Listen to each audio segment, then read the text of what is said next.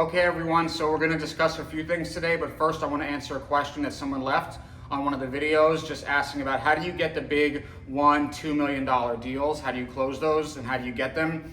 I would say first of all, if you're funding anything, be happy, because in this industry, there's a large percentage of the business not even funding anything. So even if you're getting small deals, congrats to you, you're doing something right. In terms of the big deals, the big boys, the 1-2 millions, things like that, there's a lot of different factors. I would first specifically start with your data.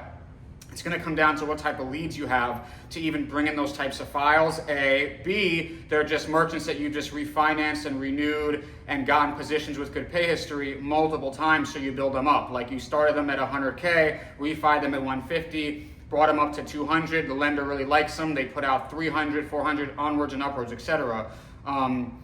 That's another way you could get there. But also, again, it's going to come down to your data, the lenders that you have, and your reps. That's what I would say to get those types of deals. And remember too, normally when the deals are that big, they're super in competition to the point where the lenders eventually get to them, and the lenders, because they're such large deals, every point matters, right? So instead of giving it through the broker and adding to the buy rate, they'll just give it wholesale to the merchant at a 131 or 132, or you're battling people that are just adding 1 or 2 points to it, and it's sort of like a race to the bottom, as they would say. So I would say focus on your lead sources. Are you getting higher revenue files, or start nurturing your own prospects and your own merchants that you've already funded, and try to take them through the process of renewals and refinance, if it helps their business. But keep going. If you're getting any type of fundings at all, again, I talk to a lot of people, a large percent of the industry isn't even funding anything. So, that's good on you, even if you're getting the small deals. But I know how you feel. We want to be happy campers. Okay, so I want to discuss just two quick points about, being a broker, especially in sales. So you want to know that you have averages. You want to do this for long enough that you know that you might have nothing for a couple weeks, and then boom, you hit the payload, the pay dirt at the last week of the month. And for some reason that happens to me almost every single month, and I forget about it because we eat what we kill every single month, and I forget every single month.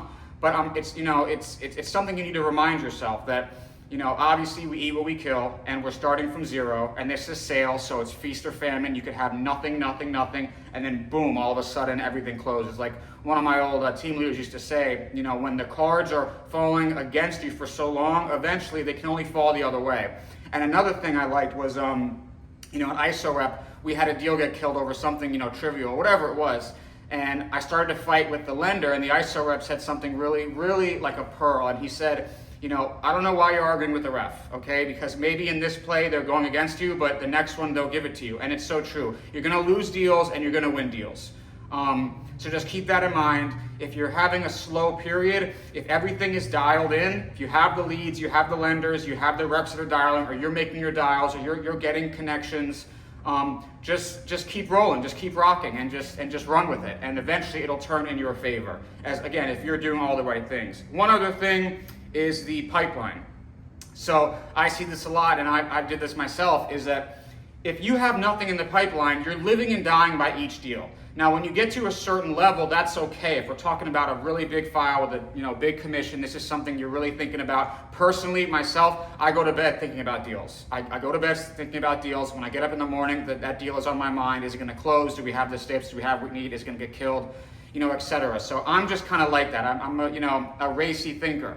Now, that can work for me or against me. So if I have a pipeline of many deals, okay, or reps that are pulling in files, I'm not just zoned in on one file. So if that deal gets killed, it's not the end of the world. Many a times it was like that, where I've just got one going and I'm just living and dying by this deal, and it goes bad, and then I'm just toast. And I don't feel good, I don't want to dial, etc.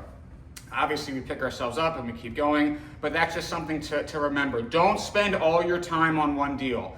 One of my partners says, just time allocation. You don't want to spend too much on one, because obviously you're missing the others. But by you spending so much time on this and it goes bad, you're going to be a sad person, right? Don't throw all your eggs in one basket. Yeah, that's basically it. If you have any other questions or comments, please leave them in the video. We'll be sure to answer them. And yeah, all right, guys, let's get funding.